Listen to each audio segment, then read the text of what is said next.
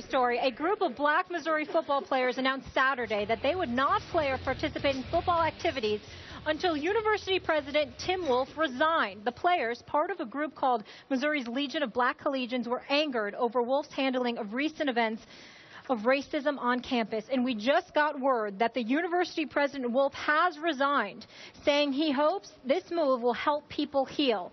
No word from the players at this point. Stephen A., what's your reaction?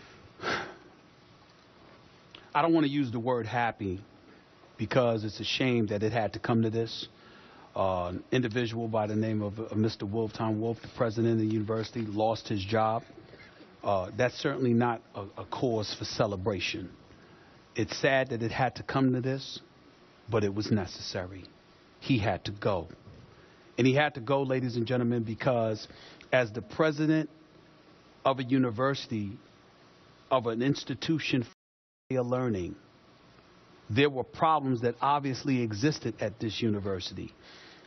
And you exercised a dereliction of duty because you weren't on top of these issues. And when it was brought to your attention, you appeared to be so lackadaisical about it in the minds of those who had brought it to your attention that an individual by the name of Jonathan Butler decided that he would protest by refusing to eat until you were dismissed or you exited your post. That a university football team with at least 32 African Americans decided, with the support of their coaches, to protest and join this group, Concerned Student 1950. They joined in and they said, we stand together. Now, you got to consider that because the Missouri football program brought in over $35 million to the university last year. For them to take this kind of stance, that's why the president ultimately had to resign today. Because had it not been something like that, chances are he would have attributed it to a systemic issue that we obviously are concerned about, pay attention to, and we need to address. Let's look at his statement from just last week. He issued a statement here, Skip, and he said, this is last week. According to Tom Wolfe, president, racism does exist at our university, and it is unacceptable. It is a long-standing systemic problem which daily affects our families of students, faculty, and staff. I am sorry this is the case. I truly want all members of our university community to feel included, valued, and safe. It said nothing about what you're going to do about it. It said nothing about how this is a concern that is a priority in my mind. You gave lip service, which validated why Jonathan Butler felt the need to go on a hunger strike.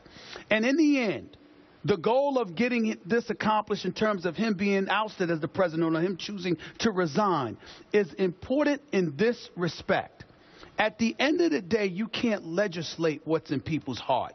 People are going to feel what they feel.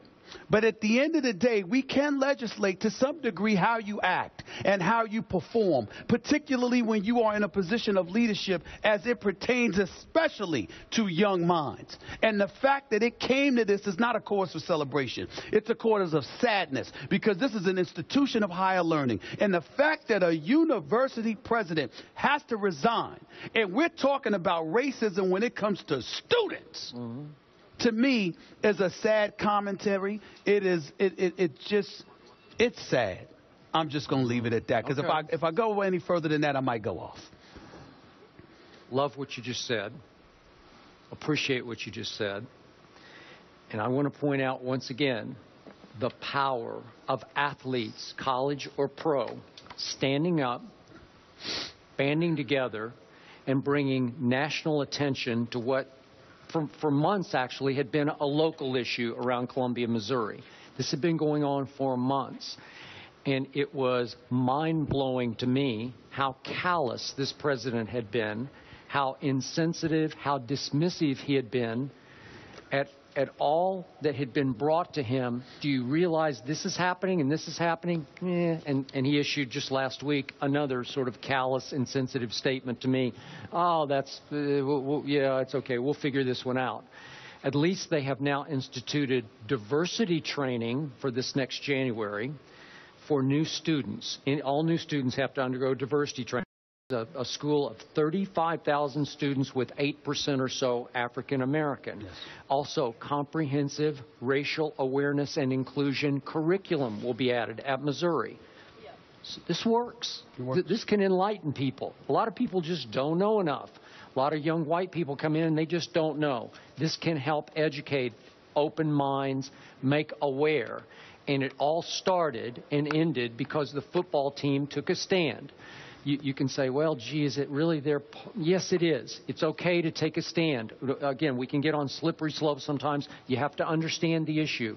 But you thought this was a very serious issue because all those black students, members of this, what's it called, 1950? Yes. Because that was the first year that they had a black student. That's right. At Concerned student 1950. Okay. Every member of that group felt that they were in peril, man. Mm-hmm. They needed something done here. And again, you can't stamp out racism. That's right. We know that.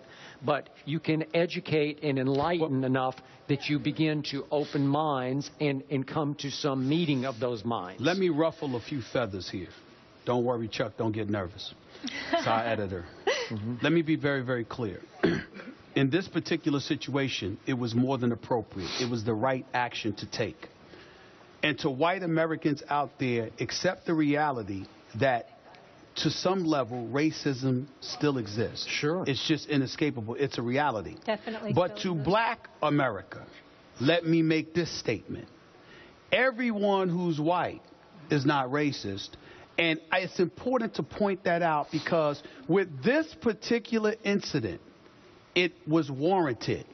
But that doesn't mean we turn around and then the second somebody disagrees with us of a different hue, pigmentation, culture, etc., the second somebody might be oblivious or ignorant to what we are, what we believe, what we feel, etc., doesn't make them racist. Just like folks have an obligation to get whatever racist tendencies may be inside their bones, we have an obligation to appreciate that there are a lot of people in this God-fearing country that we live in who are not racist. And so don't be so quick to jump. That wasn't the case here.